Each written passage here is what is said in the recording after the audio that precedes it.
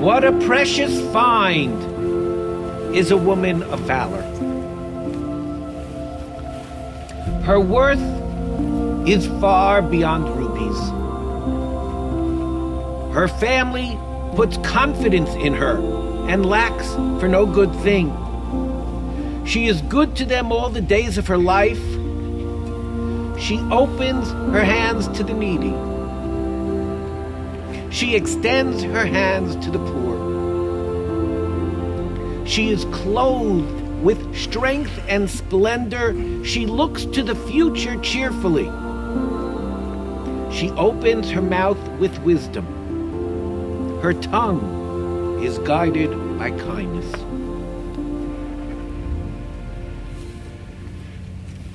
Her children come forward and bless her. Her family praises her. Her friends say, "Many women have done superbly, but you surpass them all." Charm is deceitful and beauty vain, but an honorable woman is much to be praised. Extol her for the fruit of her hand.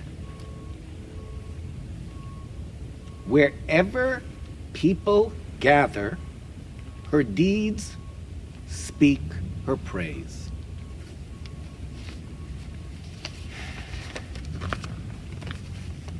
Friends, we are here today to pay our last respects to the physical remains of Linda Goldstein. Linda is survived by her husband Richard, by her daughter Andrea and her son-in-law Scott and their children Charlotte and Ian, by her son Ian and her daughter-in-law Adrian and their daughter Edie, by her sister Debbie and her husband Al, and by all of us here. Charlotte and Liam.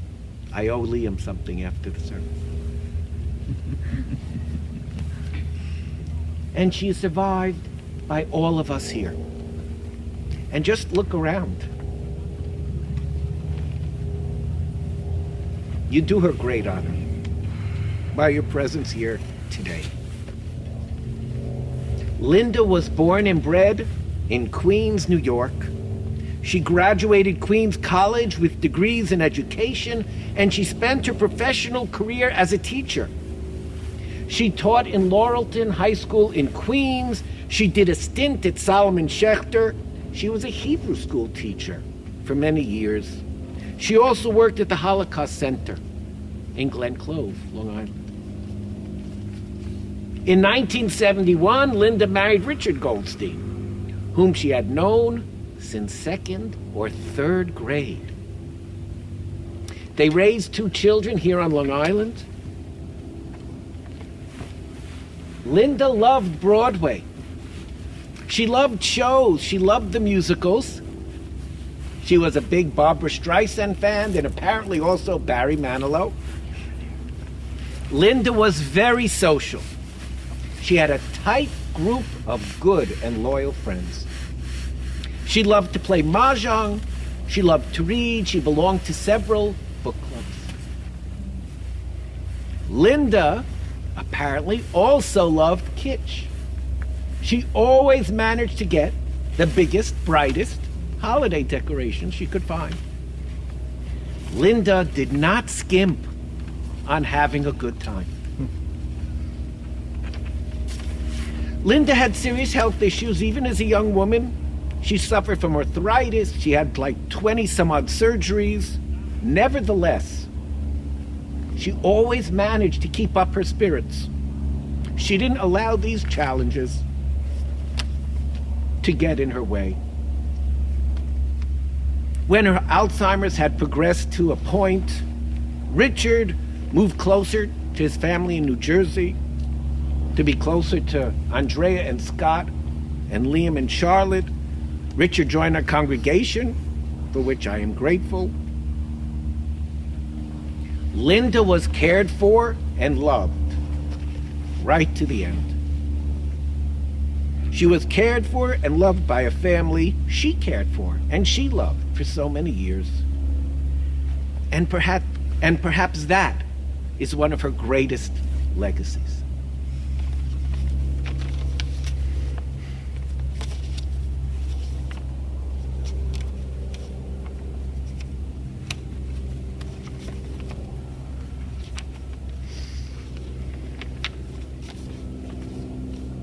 A season is set for everything. A time for every experience under the heaven. A time for planting and a time for reaping. A time for keeping and a time for discarding.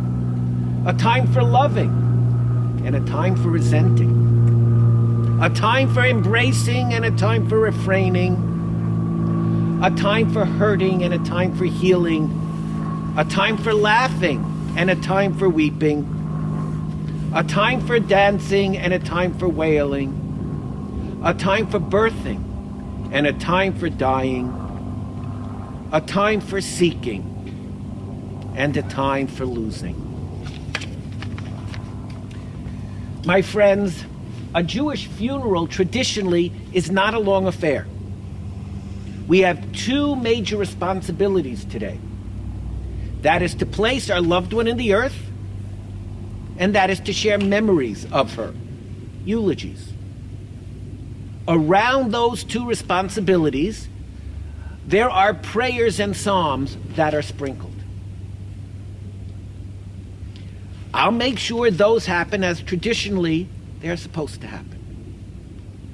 At this point, we should contemplate sharing our memories. And I am going to first ask the immediate family if there's someone who would like to start off and share memories of Linda.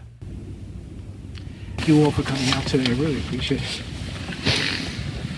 Linda, my Liddy love, as her mother and I both called her, have known each other since we were children, growing up in the Pollack houses project that both our families lived in. We both went to the afternoon and weekend Hebrew school at Young Israel, Kew Garden Hills after school. She was always the A student, and I was always in the principal's office for some type of misbehavior.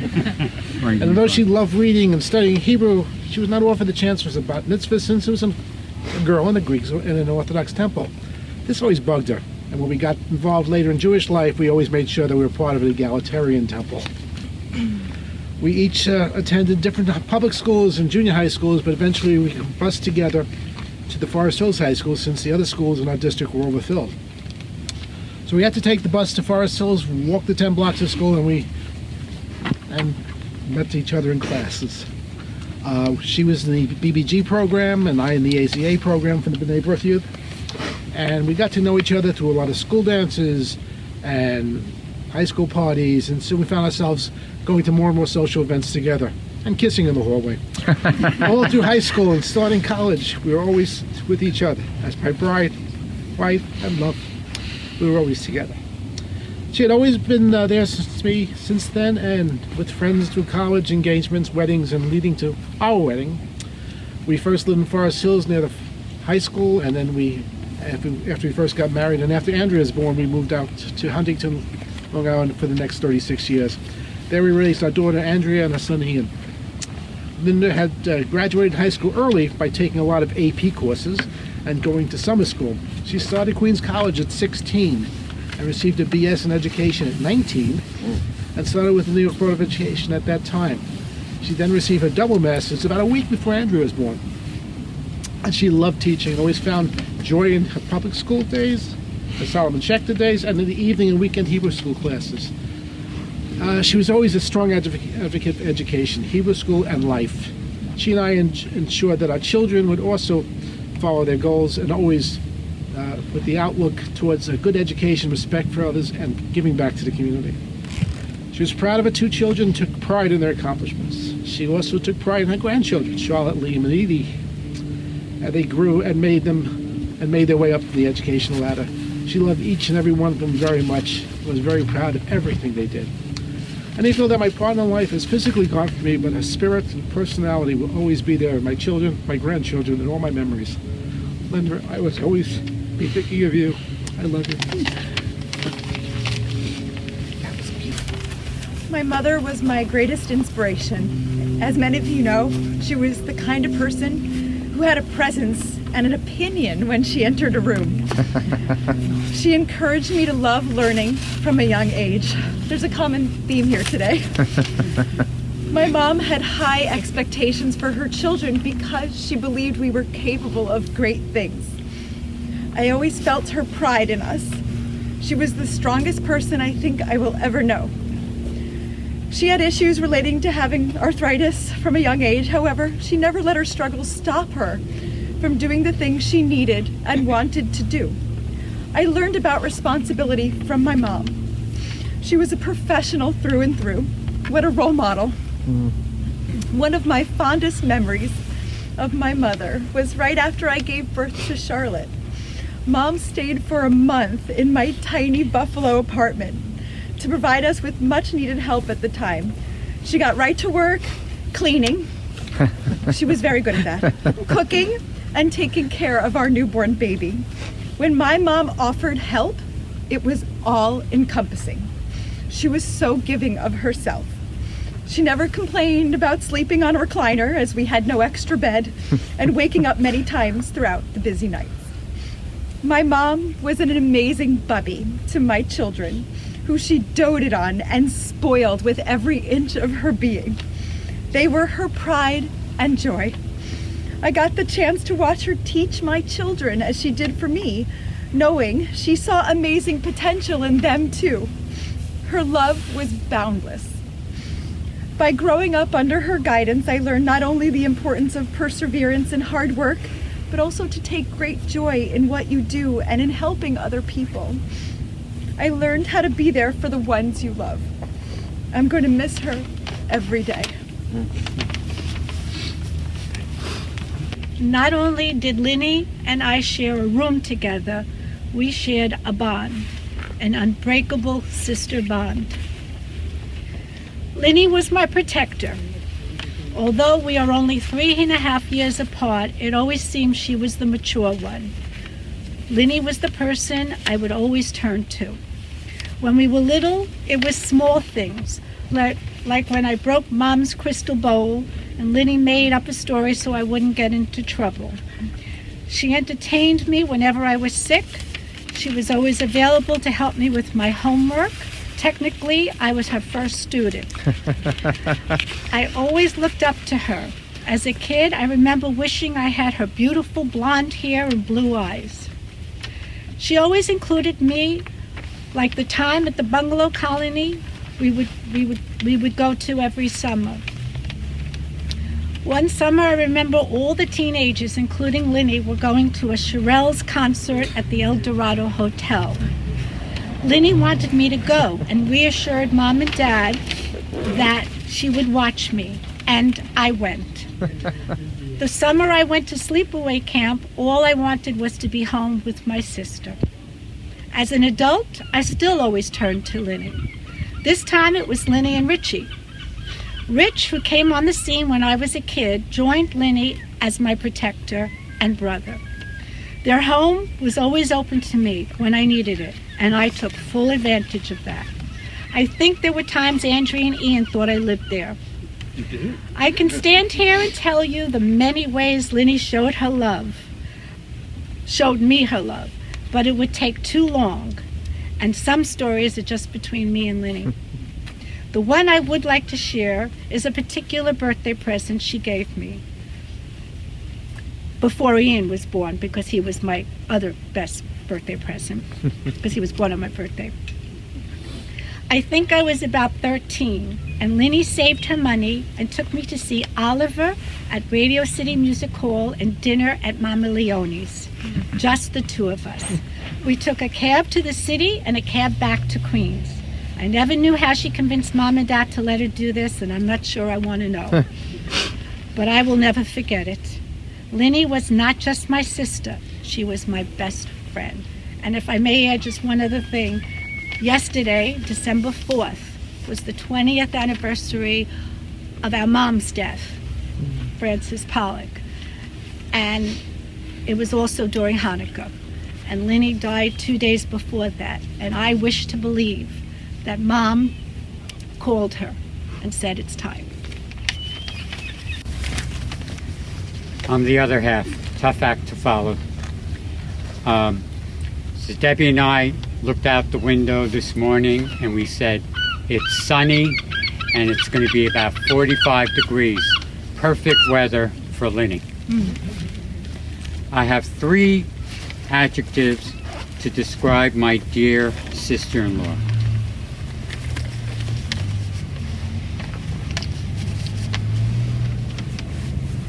Thoughtful, generous, and meticulous. Make that very meticulous. I remember stopping by with Debbie in Comac to pick up Linny and Richie to go out for breakfast, and there she was, cleaning the house. I mean, it was spotless, and this was just before the cleaning lady was about to come. That was Linny. I first met Linny shortly after Debbie and I began dating in 1986. She welcomed me to her lovely family, and I was warmly received by Andy and Ian. Because you brought donuts. It might have been those large black and white chocolate cookies I bought from Dunkin' Donuts. They each had theirs with their name on it. Presentation is very important. Right? It's all about. I had a lot in common with Linny that I wasn't aware of until later. She attended Campbell Junior High School. I taught at Campbell. She attended Forest Hills High School. I taught at Forest Hills High School. She attended Queens College. I was an adjunct instructor there and also graduated from Queens College. The 4 of us, me and Deb and Linny and Richie, of course, took many trips together, one of which was Nova Scotia and the other was Toronto. We also visited Plattsburgh, where Ian was attending, and we drove to Canada for the day. On the way back, the agent asked each and every one of us where we were born. So Queens, Huntington Station, Baghdad. I should have said Mesopotamia. That might have thrown him off. This was right after 9/11, by the way.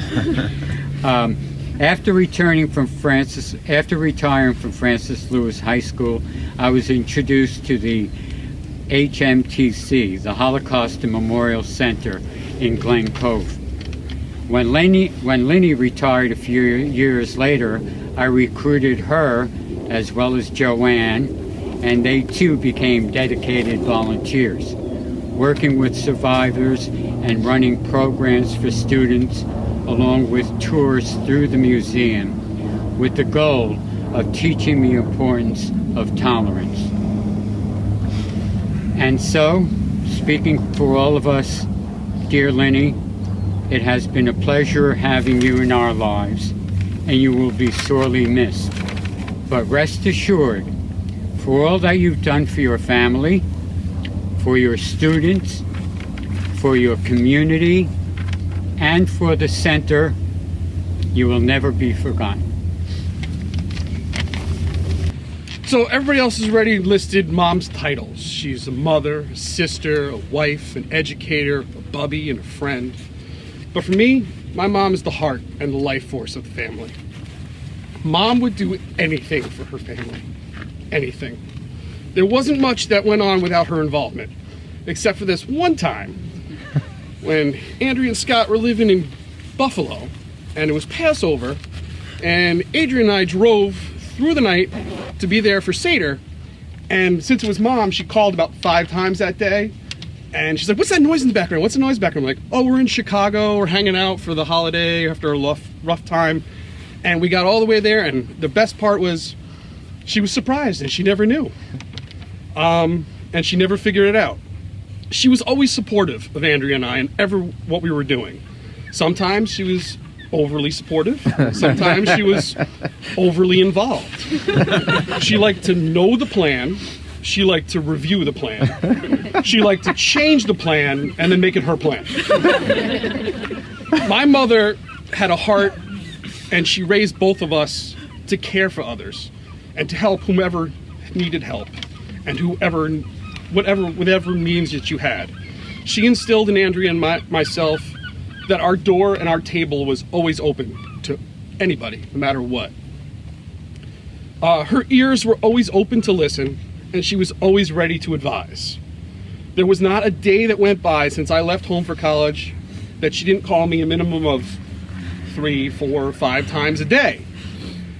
She sometimes gave advice at a volume louder than normal, and with a fire behind it, to say it nicely.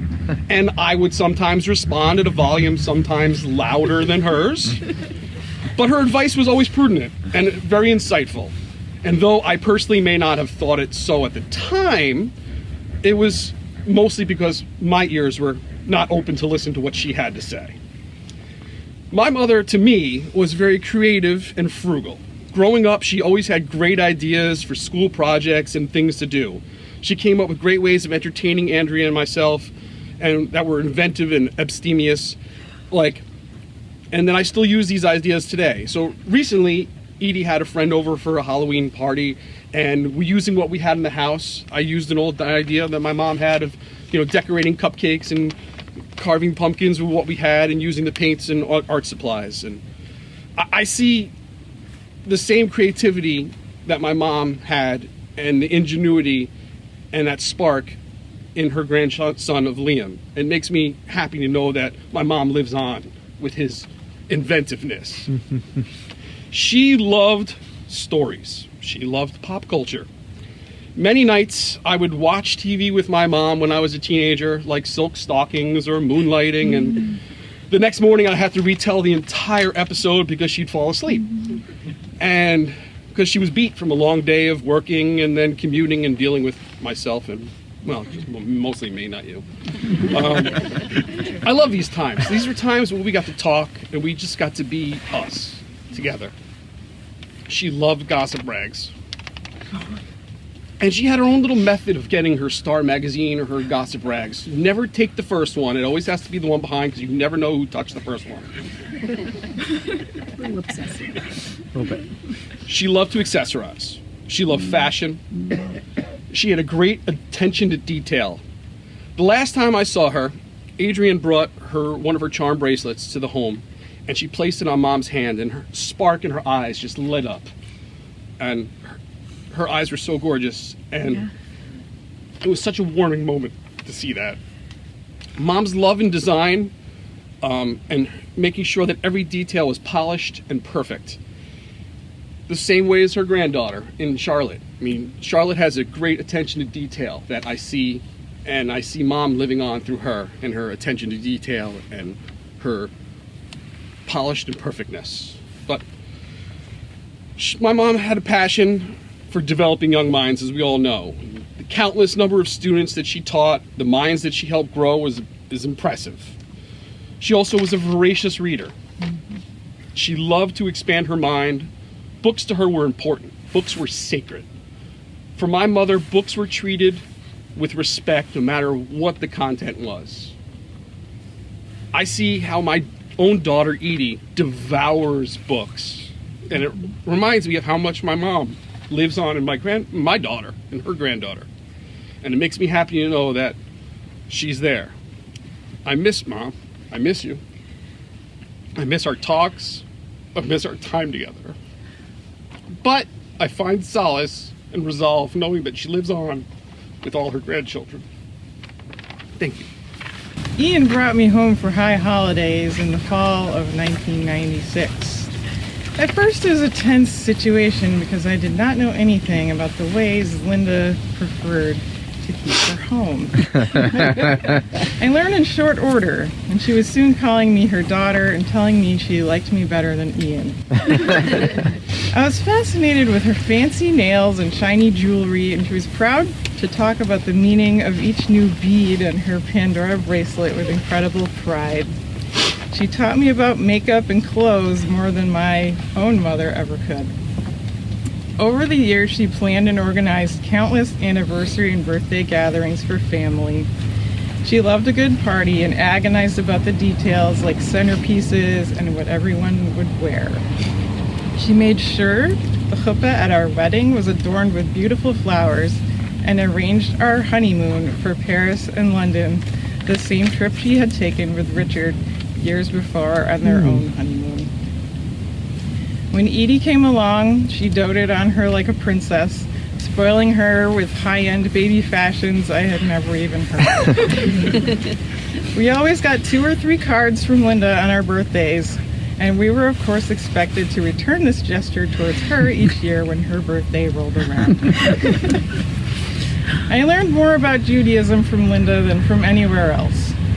I learned how to read through the Maxwell House Haggadah just as fast as anyone else in the family, and I will never forget the Seder we had on a card table in our tiny apartment in Kenosha shortly after Ian and I had moved to Wisconsin.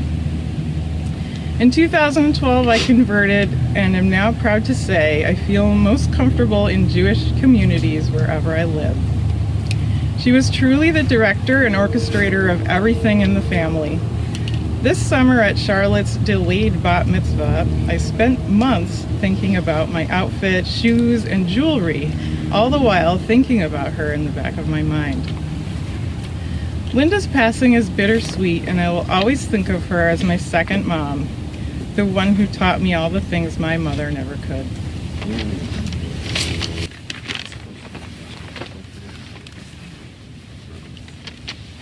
I remember the first time I met Linda. Well, the first time I sort of met Linda. Andy and I had just started dating. Her parents were coming up for a weekend visit. We weren't totally an official couple yet, and I wasn't quite ready to meet the parents, so to speak. I headed out of Andy's dorm room, and as I walked down the hall, I caught a glimpse of Linda, and she must have seen me too, as I heard her loudly ask Andy as soon as she walked in, "Was that him?" It wasn't long after that I officially met Linda, and she was a force.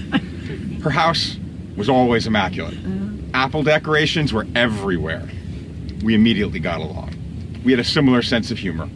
She made me feel like I was a part of the family, and if ever she witnessed a disagreement between Andy and myself, she always took my side. Always. Linda also loved a good Greek diner. She had a knack for finding the best values. I still remember the one she used to bring us to, the Golden Coach. You got a soup, a salad, basket of rolls, a bowl of pickles, a main course, a dessert, and a drink, all for $9.99. Wow. Even back in 1994, that was a good deal.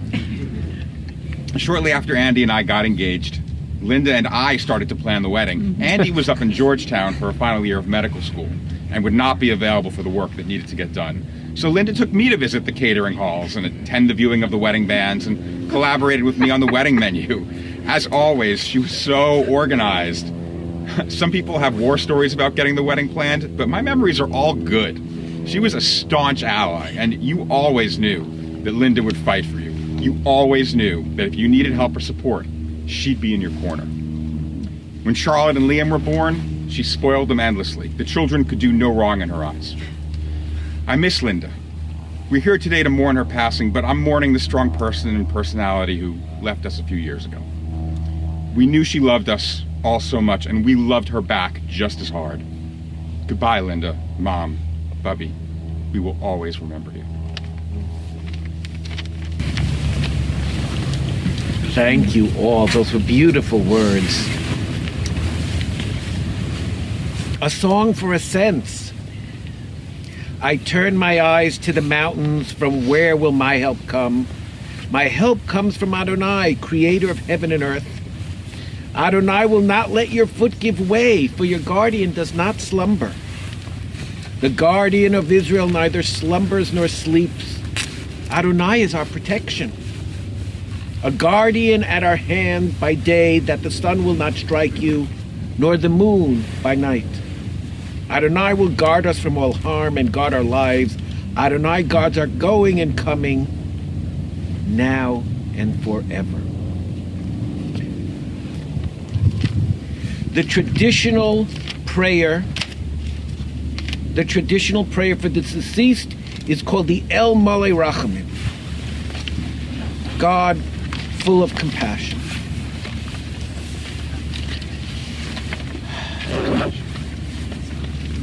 El Malei Rachamim Shochein Bamromim Hamtzei Menucha Nechona Tachat Kanfei Hashchina B'malot Kedoshim Utorim Kizo Harakia Mazirim Et Nishmat Leah Batchon Shehalcha Lolama B'Gan Eden Tehei Menuchata Ana Bal Rachamim Hastireha B'Seiter Knafecha Le'olamim Utzror Bitzror Achayim Et Nishmata Adonai Hu Nachlata V'Tanuach B'Shalom Al Mishkava V'Nomar Amen.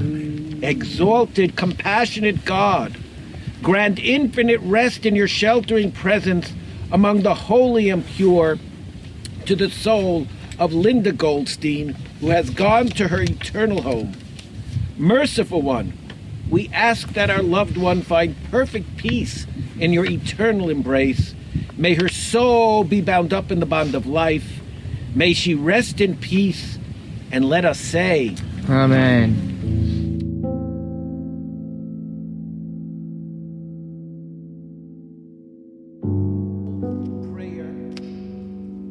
the traditional prayer for the deceased is called the El Malei Rachamim. God full of compassion.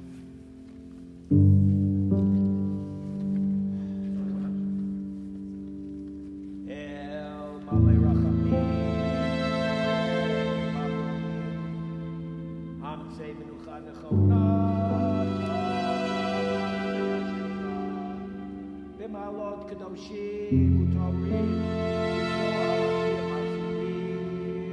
Et Nishmat Leah Batchon. B'Gan Eden Tehei Menuchata.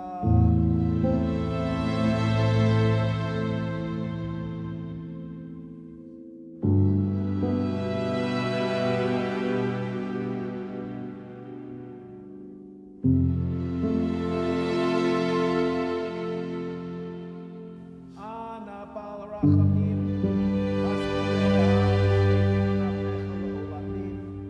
Utzror Bitzror Adonai Hu Nachlata V'Tanuach B'Shalom Al Mishkava.